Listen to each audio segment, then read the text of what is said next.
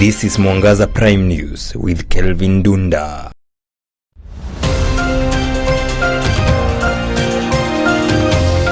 A very good evening. Many thanks to you all for clicking in and for making time for us to inform you tonight. Indeed, right on time for 9 p.m. prime time news right here from my news center. My name is Kelvin Ndunda. Talk to us on SMS line number 2914 tonight. That is our SMS line number. We have much more lined up for you, so keep it right here. Send language into the tonight is Naomi Mother. Let's now start off with, on his bulletin tonight. President William Ruto met hundreds of Kiambu grassroots leaders at status in Nairobi. Eldon recently declared Katiba Day. Ruto shared with the leaders in his 3 days report card before sharing the multi-billion shillings project that he had in store for the country. The president further relayed that his administration is in the process of delivering the largest modern market development in the country's history, including 30 modern markets in the country. He also revealed that an additional 30 billion is being invested in the constructions of at least 150,000 housing units in Kiambu County as part of the affordable housing project. Let's now listen in.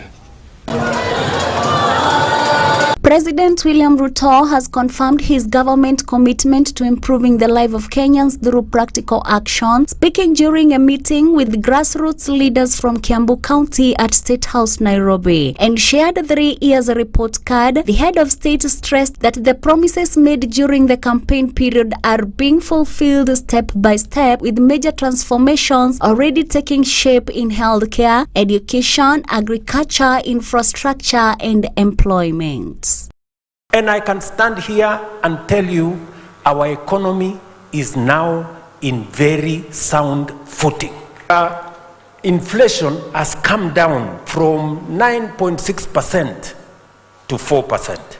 On healthcare, the president noted that access to treatment will no longer remain a privilege for a few, but a right for every Kenyan. He added that the health system has now been digitized to seal loopholes that crippled the invalid NHIF, ensuring that the new Social Health Authority delivers on its mandate. The digital system, the digitization process of SHA, is what is making us to detect all the fraudulent claims, all the ghost hospitals, and all the fake patients that are attempting to carry out fraud. SHA is going to work because we are going to eliminate fraud.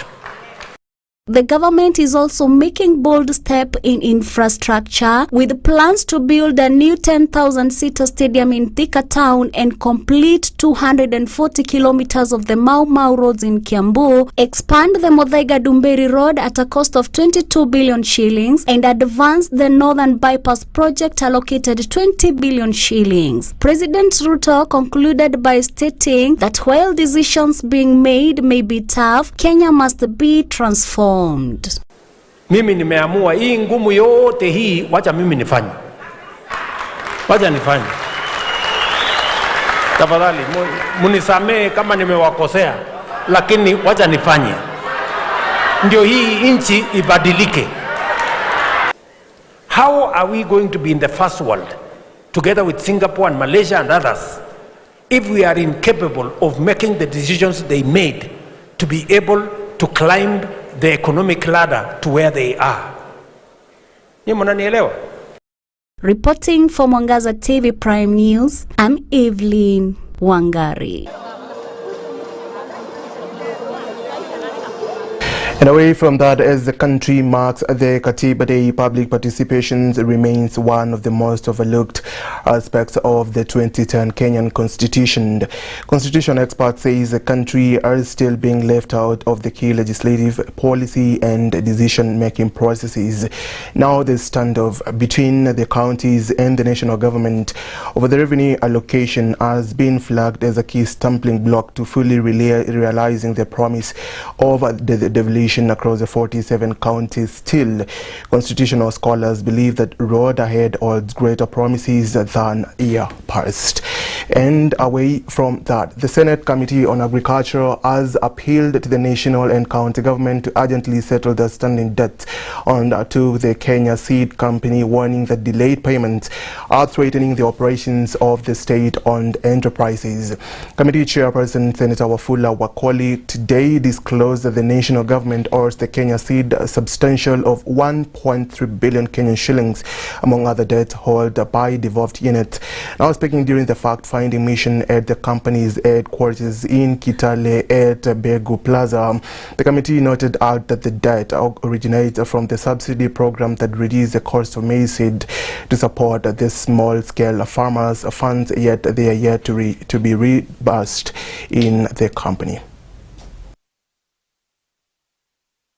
Equally, to look at the pending bills that Kenya Seed is looking at national government and county governments to be able to run its activities. And for your information, the county governments owe Kenya Seed millions of shillings. The national government owes Kenya Seed over 1.3 billion shillings. And this is out of the government's directive to subsidize the seeds that Kenyans were buying last season. We have equally looked at the subsidiaries that Kenya Seed has in East and Central Africa and how much they bring in store to Kenya and the region. We have looked at the human resource capacity for Kenya Seed to be able to produce and to give services.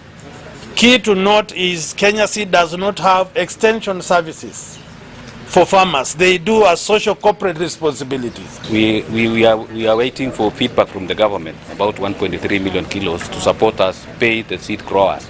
And I think progress is going on, 1.3 billion Kenya shillings. And the progress is going on, and I think we are going to get feedback very soon so that we are able to meet that.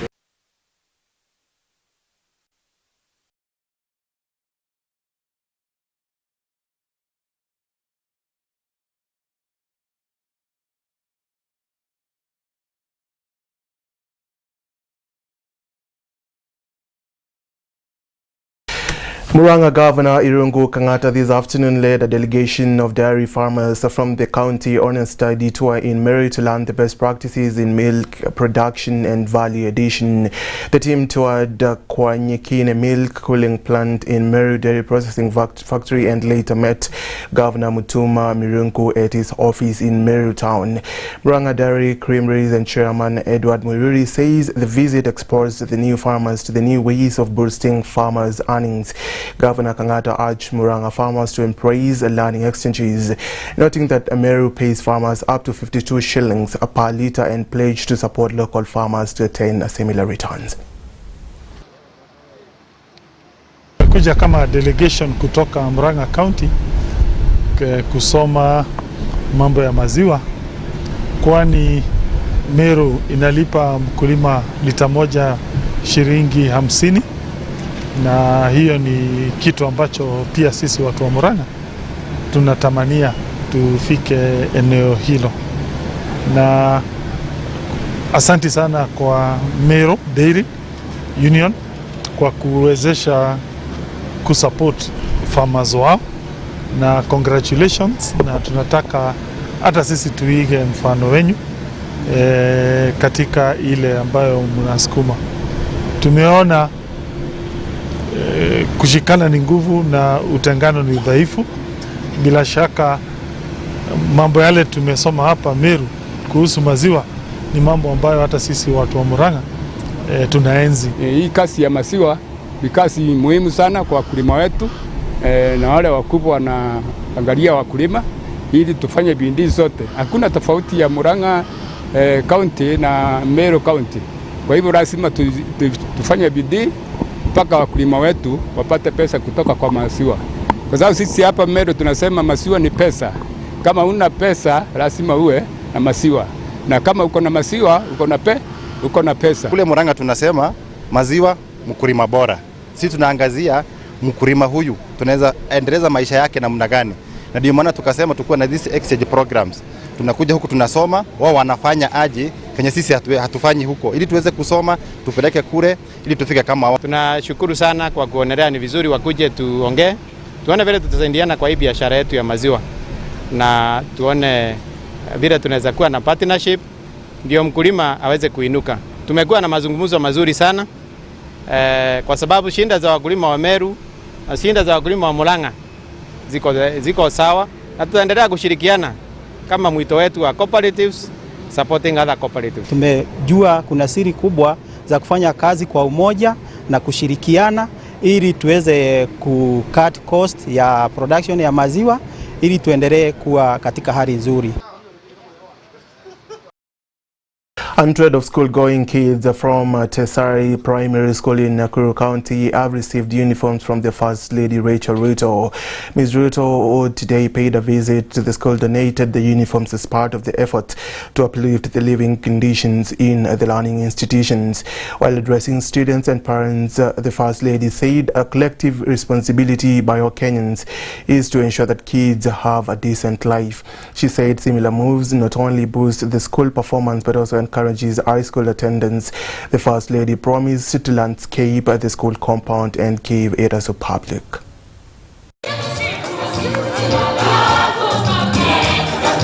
Hundreds of school-going kids from Tesari Primary School in Nakuru County have received uniforms from First Lady Rachel Ruto. She donated the uniforms as part of her efforts to uplifting living conditions in schools through her Mama Doing Good initiative. Wakati tulikuja hapa niliona viatu ya watoto na nikaona kwamba watoto walikuwa wamevaa viatu tofauti tofauti. Tukasema ingekuwa vizuri ili tuweze kuleta viatu ili watoto waweze kuwa sawa. Na wakati pia tulikuja wakati huo tukaona kwamba watoto wengi wako na uniform ambaye imeraruka na haionekani vizuri. Na mimi napenda uniform kwa sababu uniform inatufanya tukue sawia. While addressing parents and students, Mrs. Rachel said that it was a collective responsibility by all Kenyans to ensure school kids have a decent life, saying that this move will not only boost school performances but also encourage high school attendance. Ni jukumu letu kutunza watoto wetu. Na hata hii uniform ambaye tunaenda kupata, viatu ambaye tulipata, ni lazima tuhakikishe kwamba imesafishwa, imepigwa rangi vizuri viatu ili watoto wetu wakikuja shule waweze kupendeza. Si ni kweli? Na mambo ya usafi wa binafsi. Those present were Cabinet Secretary for Gender, Culture, Arts and Heritage Hannah Cheptom, Area MP Paul Chebor and Nakuru Deputy Governor David Cornets, who commended First Lady for initiating different programs in different counties through her Mama Doing Good initiative. I'm very much happy because this is what touches the lives of the country. The children of Kenya is the software. This is where we nurture life. This is where when we get it right, we take care of our children well, then our country is going to be okay. Mrs. Cheptumo warned of tough actions on child molesters and those practicing female gender mutilation. Wambui Ng'ang'a reporting for Mwangaza Prime News.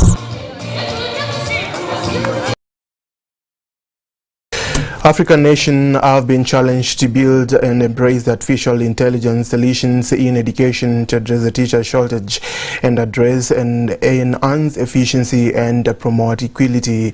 Speaking at the African Premier AI Conference, Bill Farouk, the founder and CEO of the Mid-High and AI and Deviate Info Systems, underscored the need for the continent to own its own AI future in education through sovereign intelligence systems that reflect the continent's values, cultures and aspirations.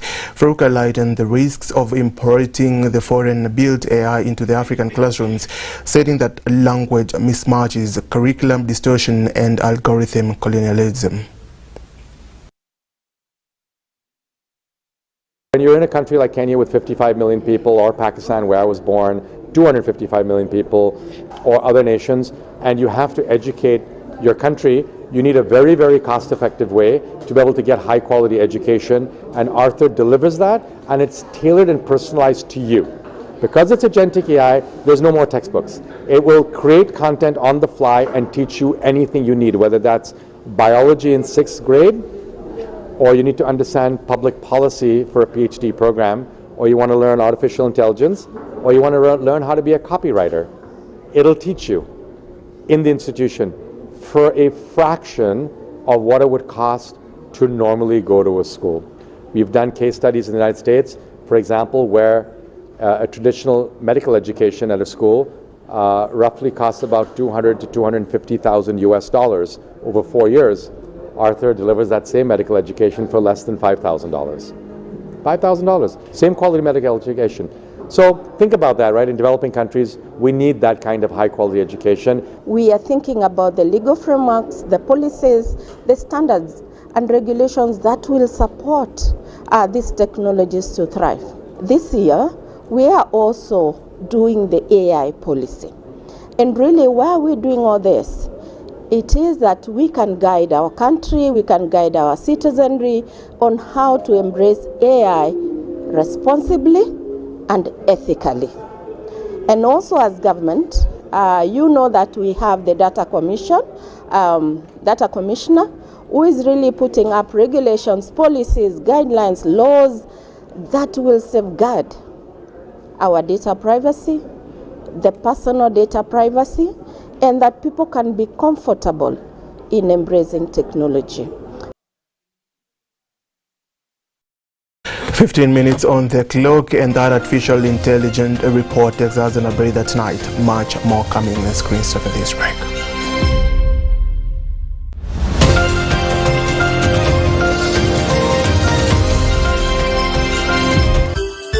Unatazama Mwangaza TV, Tumaini.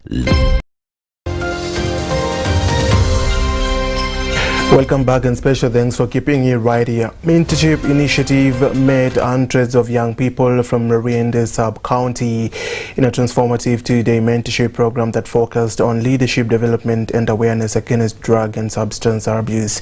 The initiative, spearheaded by the Walter Okello Mentorship Program, aimed to inspire young people to embrace the leadership roles and make a positive choices in life.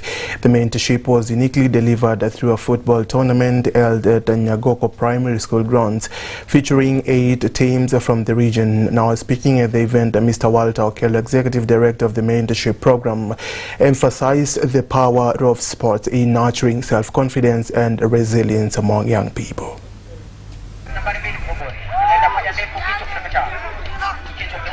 The reason we are today holding this South Assemble mega tournament is to, just coming in the backdrop of a very successful run by our national team, Harambee Stars. The boys did very well. It's unfortunate we dropped out after the quarters, despite a very good show. For the first time, we've come to appreciate that indeed sports can pay, and it can pay real time.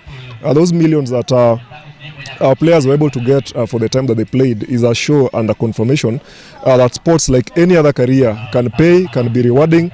And so it is important for us to just appreciate the game and the talents that we have.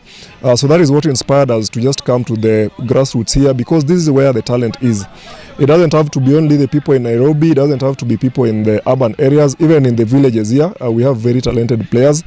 So that is why, as a Walter Okello Mentorship Program, together with our friends and partners, we decided to mobilize 8 teams from our locality here, Obaga, Nyamor, Nyagoko, Mboe, Tiga, Kiswaro, Waringa, and Rarieda, to just come and play 2 days of intense game. And sportsmanship is about discipline, it's about teamwork, it's about commitment, it's about resilience, which is part of a very key pillar of our program, building the strength and ability to just continue despite the very few hardships that our youth may have. Key thing here we do is capacity building, so we've got quite a number of trainings, both physical and online, for these young people. This is just to make them opportunity ready. Yeah. Then once they are opportunity ready, we take them to the second program, which is known as connecting. And connecting here is now where we connect them to various opportunities based on their interest and their capacities. So the opportunity could either be a job opportunity, a business opportunity, a scholarship opportunity, a training opportunity, or any opportunity that we feel is very beneficial to this young person. Mheshimiwa amefanya kitu mzuri kuwa anatuletea vitu kama mpira. Kwa hivyo tunashukuru sana juu kupata mwenye anatuletea tournament kama hii ama kitu kama hii ni ngumu sana. Residents in Kote and KBC in Tenerife County are up against the mining companies over the concerns of environmental degradation that has been causing hazardous dust from the mines that's affecting their health. The residents have further complained that deep quarries that have been left unattended to have been posing a danger to both human life and their livestock as well. Speaking to the press in the KBC area, the residents now want the county government and the national government to intervene and enforce the strict guidelines for the companies in order to protect their lives and for other benefit for the community.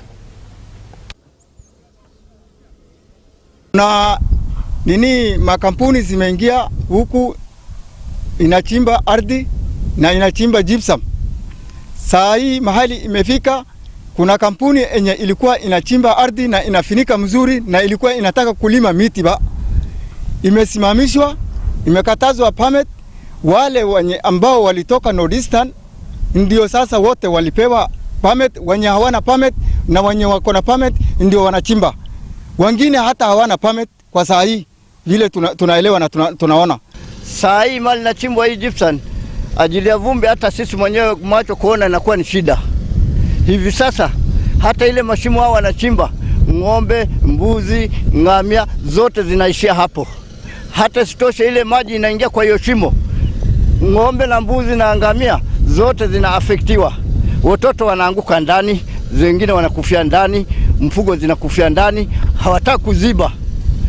Ikiwa mimi ni mmoja wao, sasa tuko na homa yenye haiwezi isha. Hata saa hizi watu wote wanasikia kwamba mimi niko na hiyo homa, na sio peke yangu, ni watu wengi sana, na haina manufaa yoyote kwetu hapa yenye inaonekana, kwa sababu kama ingechangia kwa njia moja ama nyingine tungesema tu okay, ina madhara, lakini pia kuna vile inatufaidi.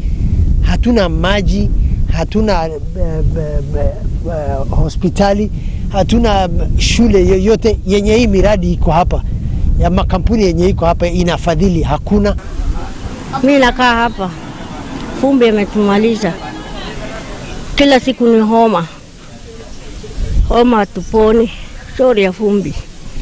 Serikali anasema somesheni mtoto, nasomesha mtoto hana shule, hana kazi. Akimaliza kazi inatakikana pesa kidogo sisi unapata, unamaliza kwa shule. Mtoto naye hana kazi ni pesa. Sisi hatuna kazi, hatuna mali kutoa pesa. Ndio sasa watoto wamekosa kazi, unakaa nyumbani. Hizi majipsa kubwa sijui lunga sijui nini baka huko juu. Mbona tunashinda kuona matunda ya hawa watu wa gypsum? Hapa Junction sisi kama wakaji ya Junction hatuna shule, hatuna maji. Watoto wetu wenyewe wanasoma shule pia asubuhi baka tuombe hapa gari, baka tu ende na Junction, baka tuombe lift gari hatuwezi pata, ama baka tulipie boda. Na mnajua maisha siku hizi uchumi venye iko. Kwa hivyo mimi ningeomba kama wanaweza tusaidie na shule na maji. Kama hawezi wakatusaidia, hawana faida yoyote, na sisi wahame hata kwa hii kijiji yetu, wahame waende mahali nyingine, watafute mahali nyingine.